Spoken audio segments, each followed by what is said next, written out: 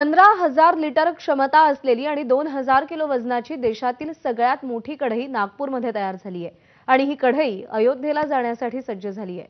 प्रसिद्ध शेफ विष्णू मनोहर यांनी ही कढई तयार करून घेतली असून या आकारामुळे या कढईला हनुमान कढई असं नाव देण्यात आलंय।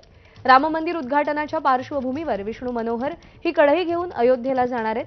28 जानेवारी ते 31 जानेवारी दरम्यान या कढईमध्ये एकाच वेळी 7,000 किलोचा विश्वविक्रमी शिरा तयार केला जाणार आहे। दरम्यान हा प्रसाद प्रभू श्रीरामांच्या चरणी अर्पण केला जाणार आहे।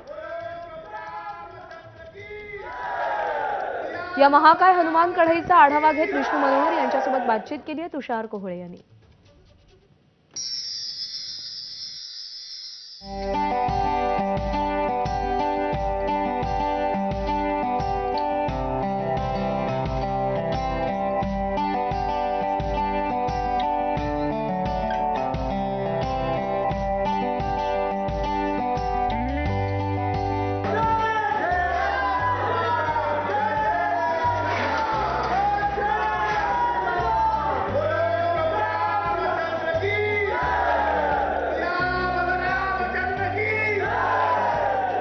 पंधरा 15,000 लिटर क्षमतेची आणि 2,000 किलो वजनाची देशातील सर्वात मोठी कढई नागपूरमध्ये तयार होऊन सज्ज झालेली आहे आणि अयोध्येला ही कढई जाणार आहे। प्रसिद्ध शेफ विष्णू मनोहर अयोध्येला जाऊन यामध्ये हलवा बनवणार आहे आणि ते प्रभू रामचरणी अर्पण करणार आहे।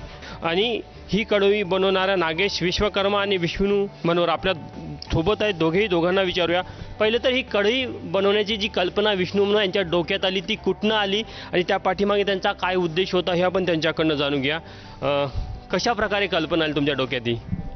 याआधी आपल्याकडे जी कढई होती ती 10 फुटाची होती आणि त्याच्यावर बरेच वर्ल्ड रेकॉर्ड केले आणि ज्यावेळी आदरणीय मोहनजी भागवत यांनी सांगितलं की 22 जानेवारीला रामलल्ला आपल्या 500 वर्षांनंतर मंदिरात जात आहेत, तेव्हा मग राहवलं नाही आणि म्हटलं आपण असंच काहीतरी वेगळं करायला पाहिजे की जे आपल्या फील्डशी रिलेटेड आहे आणि म्हणून म्हटलं मग त्याच्यात हलवा बनवू आपण, पण मग तो नवीन कढईत बनवावा आणि तो सुद्धा अजून भव्य दिव्य मोठी असावी म्हणून ही संकल्पना डोक्यात आली। आता हिची जी क्षमता ही 15,000 लिटरची क्षमता आहे, पण हलवा किती किलोचा बनवणार आहे तुम्ही? हलवा 7,000 किलोचा बनवणार आहे आणि हा हलवा जो आहे तो स्वतःच्या म्हणजे आमच्या याच्यामध्ये तो एक विश्वविक्रम असेल। तुम्ही काही मटेरियल्स वापरले म्हणजे स्टील असेल लोखंड असेल, ते कोणत्या आणि त्याचा कशा प्रकारे वापर केला गेला? सर इसमें 2 टाइप का मटेरियल यूज़ किया है। एक SS304 4 ग्रेड मटेरियल होता है और दूसरा सर MI स्टील MS होता है। एज पर साइज सर का जो गाइडेंस हमें मिला कि जो अगर SS में अगर आप बनाते हो तो मटेरियल चिपकता है उसमें, तो सर की गाइडेंस की तरफ हमने नीचे का उसका MS का बॉटम लिया है और जो साइड का है वो SS304 का मटेरियल सर वो। यस। मला एक सांगा किती चॅलेंजिंग असेल, कारण की 7,000 किलोचा हलवा बनवणं, त्यासाठी लागणारं ते सगळं साहित्य असेल, एनर्जी असेल, तुमचा पूर्ण टीमवर्क असेल, किती चॅलेंजिंग असणार आहे?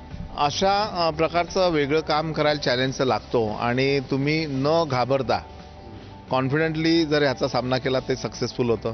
जसं या लोकांनी केलं की हे जे काम आहे हे जवळपास महिन्याभरात होणारं काम आहे, जास्तच, कारण मागची कढई मी जेव्हा बनवली मला 2.5 महिने लागले होते, पण यांनी 7 दिवसात ते काम केलं। त्या जेव्हा खरेली हेड्स ऑफ टू यू। इथून कढई जाईल कोराडीला, कोराडीच्या देवी मंदिरात त्याचं पूजन केलं जाईल। त्याच्यानंतर तिथे पहिला 6,000 किलोचा हलवा 22 तारखेला करू आम्ही, ज्यावेळी तिकडे अयोध्येत उत्सव सुरू असेल, आणि नंतर कढई जी आहे ती स्वच्छ करून अयोध्येला पाठवू। इतकी देशातली सर्वात मोठी ही कढई नागपूरला तयार झालेली आहे आणि विष्णू मनोहर त्यामध्ये अयोध्येवासियांसाठी हलवा बनवणार आहे। कॅमेरामॅन व्यंकटेश नायडूसह तुषार कोहळे, ABP माझा, नागपूर।